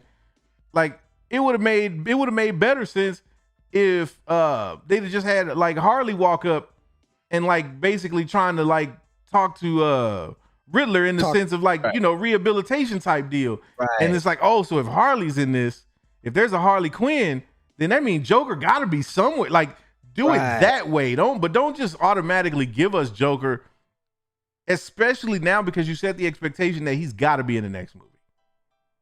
Like you almost make it to where he has to be in this next film. Right. And that to me is gonna make it that if for a movie that is trying so hard to set itself apart from every other Batman movie that's been made, you're making the same mistakes, or not. You're making the mistake of following in those footsteps with the format and like the formula. Don't do this. Don't retread the same shit. Then go in a whole different direction with Batman. Then. Right. And I'll tell you how they could have done it, how they should have done it, and how I would have done it. What you got? They introduce your boy Thomas Elliott. You introduce Hush. In that movie with the dude who's seen everything that the Riddler did, kind of made the connections of from the orphan and the family and the Bruce and the Wayne family. Yeah. Okay. He doesn't know he's Batman, but the wounds that were opened by the Riddler from the Wayne family being mentioned could totally have played into an element that would have introduced Hush. And then the next movie, you got Batman having to deal with the Penguin fighting for the city, hiring goons, and one of his goons could be Mr. Freeze. Now, exactly. Yes. Backstory. He's just somebody who gets called in because he's trying to make money to save his wife. That's all we need to know about Mr. Freeze. And then you bring in Hush as somebody who catches wind that the Penguin is trying to take down the Batman for blah, blah, blah, blah, blah, X reason. He's got his own vendetta for blah, blah, blah, blah reason. We already know how Hush comes about. And then you play that storyline to have Batman not only try to save Gotham, but save himself because he's got somebody out there masquerading as him. And that'll also give you what you're asking for a depth of Robert Pattinson's acting. Because now he's got to try to actually act like he's got to act, period. You know what I'm saying? And you can still get just as much Batman as they gave us in this movie, if not more, because you kind of get Bruce Wayne by somebody who's trying to be him, who gets their face reconstructed to be him. And then Reeves can still have his fun with trying to make things grounded. You ain't got to try to make Mr. Freeze somebody who is completely technologically like ramped up. Yeah, no Arnold Schwarzenegger, please. Let's not go back there. We don't need Hello Schwarzenegger or nothing like that. Right. But you give us something that makes sense for him. Okay, he's got this degenerative disease because of cold, and he's got a little device on him or something that and he can plug his gun into it and boom, like something like that. It ain't got to be too fantasticized, but something that's practical because we create a cryo gun in real life. You know what I'm saying? Dry ice, whatever. How we do that? It's possible. So like you need to focus, and then that's 3 villains right there because Matt Reeves wanted to focus more on the Rogues Gallery, but there's a lot of people in Batman's Rogues Gallery who were too fantasticized to try to throw that in there. You know, even down to Deadshot. Like to actually think somebody is dope enough that can shoot and make a bullet ricochet 4 and 6, 8 times to hit their target somewhere down the street is a little ridiculous. Okay, we ain't throwing rocks and shooting rocks at people. Like, come on. So it's hard to try to find a good villain that's grounded for Batman. You ain't gonna get no Clayface. There's no way that Matt Reeves is gonna want to do a character like Clayface who gets drowned in some kind of makeup that allows him to change his composition. That's not going to happen. So the next ones, if you don't want to go running off with Joker, you do Penguin, Hush, and maybe I would say Bane, but Bane has been like in every franchise that they've ever done for Batman. I wouldn't mind seeing another Scarecrow. I wouldn't mind seeing another Scarecrow. I think that could be the actual like not a Batman Begins Scarecrow. No. That's what I'm saying. I would like to see them do him justice. That would be cool. And even I think I think for me, the biggest one is just like, we don't need another Joker, man. Let it breathe. Let it breathe, because we've had in the last 6-7 years, we had Jared Leto Joker, we had Joaquin Phoenix Joker. Yep. You know what I'm saying? Then we had Jared Leto Joker 2.0 when we got the Snyder cut. So it's like, we don't need another Joker. When I was watching this movie, up until the end of the movie, the one thing that I caught myself saying was, now if they did a crossover and they brought Joaquin Phoenix Joker into this movie, I feel like he would fit. Like that Joker would fit in this world. I could see that. Now, I'm not talking about the movie and all of the events that took place in the movie. That's a different story. But what I'm saying is that type of Joker would have fit in this movie, I think. But then when you introduce a whole different Joker, it's like, so, okay, so we're going to do this again? Right. Like now it's like it's the same cycle. And this is what I feel like kills DC, because what I think is going to happen is this movie is going to continue to get praise, and it's going to, I think it's already done like 130 million in the box office. So they're going to consider it a success. And so much so that they're just going to double down on this. And then all of the multiverse stuff, the Flashpoint, that'll still happen, but it'll be kind of like secondary now. And it'll be all about Matt Reeves' Batman universe going forward, because they're going to, like DC always does, knee jerk and go, oh, they like it. Let's give them this. This is the only thing that they want to see. Right. I hope not. And I would like to see us enter a world in this timeline where we can get a Matt Reeves Batman, we can get a DCEU Batman, and maybe we got a space for another Batman somewhere else. Would it be a TV, HBO Max, and movie? You can have at least 3 to 4 Batmen, and it makes sense, and it be okay. We can get this grounded version. We can get the DCEU completely fantasized version, and then maybe we can get one that kind of meets in the middle. Yeah. And we just get a version of Batman that's already Batman, got the respect, and could just do Batman stuff. And we can be satiated in that and handle all these different versions of Batman, because they are hitting on all different cylinders. Right. So if you don't like this one, you got this Batman. You don't like that Batman? I'd be totally with that. Like, that would be dope if we did that. Hopefully something happen when they finish this merger with Discovery. Because right now, a lot of this stuff is just it's up in the air. Up in the air, and it's like, okay, well then, maybe now we're like, well, maybe the DCEU Batman will be the one that we want. Because I agree with Kendall. We was talking on Twitter the other day, and he wants a Batman that's leading, like you said, toward the Justice League. Batman that's a leader of the Justice League, or at least a Batman we could understand why he's not the leader of the Justice League, right? But should be. Yes, but we know why he chose not to be. Like, we need that level of Batman, plus the villains and all that types of stuff. So now we got to wait and see if maybe Flashpoint will deliver that in some kind of way. But I don't feel like it is, because we're getting Batgirl, Supergirl, and Flash in the movie. Yeah. And this, like, what are we really looking forward to in that? There's no real prospect in that movie as far as anything other than it just kind of feels like it's Marvel. It feels like Marvel to me. Like, it feels like if you took a whole bottle of water and then poured it down to just below half and set it on the table. That's DC trying to mirror Marvel right now. That's what it feels like. But that's the thing, because they be, and this is what scares me about this movie, because this was the one chance that DC had to carve out something that was completely different in a whole different lane and on some whole different stuff. But then when you introduce the Joker, that tells me, okay, well, we finna go back to the same cycle that we've been going down. So if that's the case, and like I saw somebody put in the chat, say, well, they've got to tease a mega villain to keep people interested. No, you don't, because if the movie was that damn good, I don't need Joker. You shouldn't need to or tease me with the Joker. The fact that they did that in this movie lets me know that they weren't confident about how people were going to feel about it in terms of a sequel. Because otherwise, you could let the movie stand on its own and let the people determine how this movie goes next. Right. But no, you wanted to put the Joker in this movie as a failsafe, as a way to say, you know what? If nothing else, people will get hooked because they'll see the Joker and be like, okay, we got to go see the next one. Right. Exactly. Now, I did see a name drop in here that I think would also be a perfect villain for Reeves to do. Is that Joker Ezra? No. Joker Ezra would definitely be Yeah. But no, Mad Hatter. Now I feel like Mad Hatter can deliver and hit harder than Riddler did because the Mad Hatter was actually taking people over, like mind control, taking people over.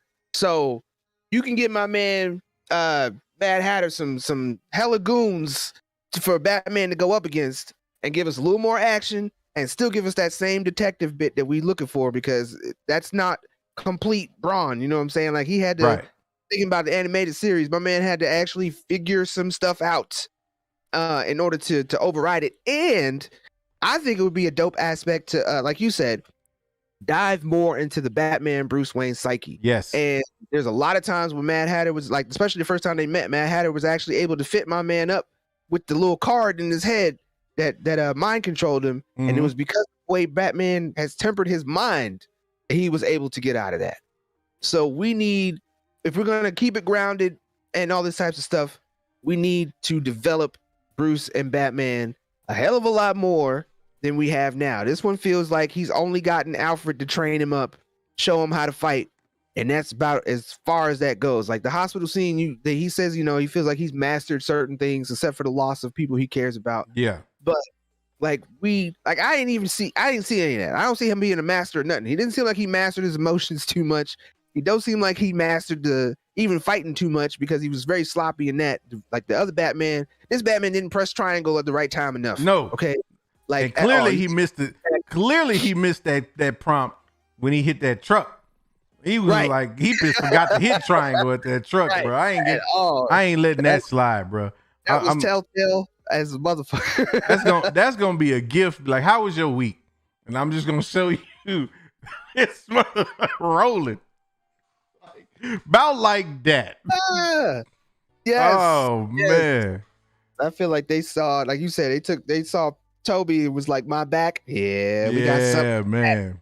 We got something for that. Then they brushed it off. Very next scene, like nothing never happened. Man, just sit there and he's standing there with his leg just a little extended. Like I gotta stretch this muscle out while I'm trying to tell you, right? Exactly, man. I'm like, come on, man. Just what you're in here for. I got a cramp. My left. I'm telling you, bro. Like, I'm like, nah, man. That's disrespect. Yeah, my man walked off like it was nothing. Didn't he though? Man. Like that was definitely what scene that made me had to pivot and realize, okay, they're really trying to give us Batman because we already know in every other movie, my man would have woke up with Alfred waking him up, talk about Bats and Nocturnal, and he'd have got up out of bed, talk about, I didn't make that legend last night. They cut all of that out. Yes, they did. Like, he's fine. We don't know if it's a week later. But apparently it must have been at least the next day because they started on Halloween and they ended on the 6th. On the 6th, so, yeah. It was about a week that all that took place, which I thought they did good with their timeline too, to be honest. Like there's not that many movies that actually let you definitively know this happened in the course of a week. Yeah, that's true. That's true. That's true. They did all right with that. Yeah, I'll give them that, but I still feel like even though that was a long ass week. It was a long week. That was a long week, bro. I was like, bruh, come on, man. Like, just get me here. Facts. But for me, the next Batman movie, in a nutshell, we need to get a separation between Batman and Bruce Wayne. We need to get a better villain. Well, I say better villain because Riddler was supposed to be like the main villain, but I feel like they just threw that in there in order to try to give Penguin the character development he needed in order to get certain elements moved around to where he could be pedestaled. And as far as Joker goes, no, I think if we get the Joker, keep his ass locked up, period. Maybe Batman goes in there and uses him as a CO or something like that, and it just leads to the end of it to where he's like, he finally breaks out or something like that, and now he's out in Arkham, out of Arkham. But even in the third movie, I think in the third movie, if we get to that point, we need a rogues gallery. We need for my mans to go up against almost every villain besides Deathstroke. He needs to go up against Two-Face. He needs to go up against Penguin, Riddler, Mad Hatter, Bane. Like, give my man at least 5 or 6 Sinister Six villains to go up against and prove to us that like he is the Dark Knight by the time we get to this third movie, and he's taking out at least half of that team like it's nothing because he's already been there, done that.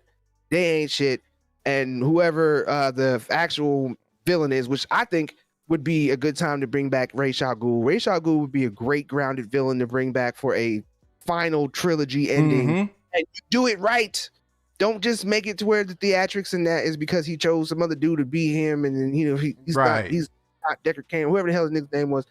All it needs to come down to is Ra's al Ghul is somebody to trifle with. He is trying to turn my man, and he calls him detective. Like, that's what I'm saying. The Mad Hatter would be good for a second movie, because with the third movie, when Ra's al Ghul comes through, so I'm like, I want you to run the League of Shadows because you are the detective. We need to believe it by then. Right. So that's what we need to progress. And I see why you smirking over there. I said it, and I meant what I said. Hey, man. Exactly. Yep. You see how I handled that, though, right? I didn't do this. Better than I did. Right. Exactly my point. Exactly my point. Hey, I was definitely Batman year one. Yeah, we were both year 0, negative 30. I was trying to say. Boy, let me tell you. You know what? I feel like we can say whatever the hell we want here more than we did. Sometimes, boy, I'm gonna tell you. I'll tell you that. But yeah, man, I think we covered all angles, man.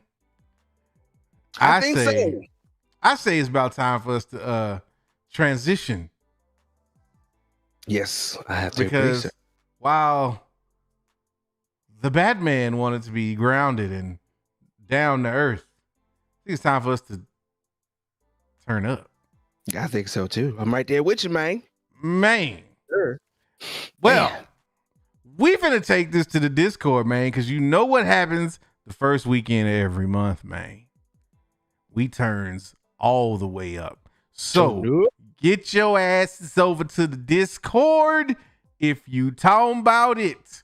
Otherwise, like we always say, you ain't got to go home, but you got to get the hell up out of here, man. For the homie Lavis B, it is your boy Freddie Roy, and we gonna catch you in the next episode. Every day. That's not the right one. Wish every day. Yeah, don't you know? Look, that's why it's time for me to get off of here, man. This sativa and purple done already kicked in. I'm about ready to wild out. And then just now you want to do it. You know what? I ain't got time for this, man. I ain't got time. I ain't not just every day. No, kick the music. The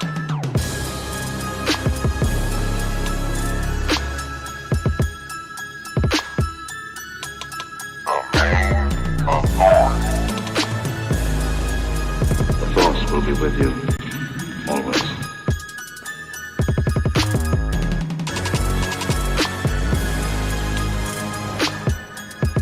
Hey man, y'all sure y'all don't want to like burn one first, man?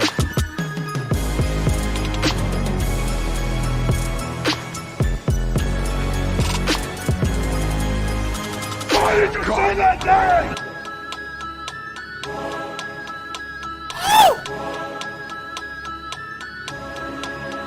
You hear about the champion? What is thy bidding, my master? Nice guy.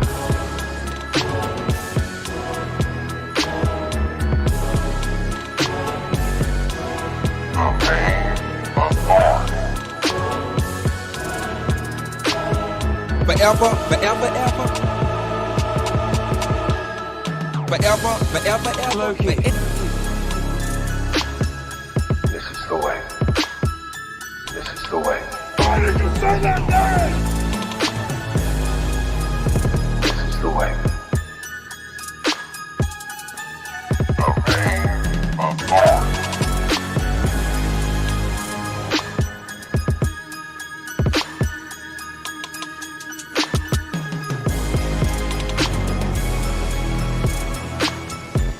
Come on, man. I am a god.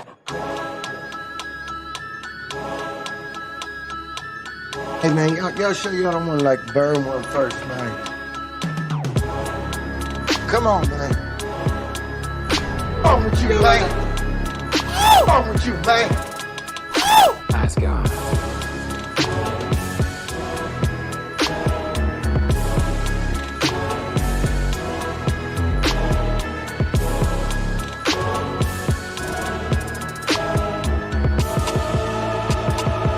Be careful what you wish for, Parker.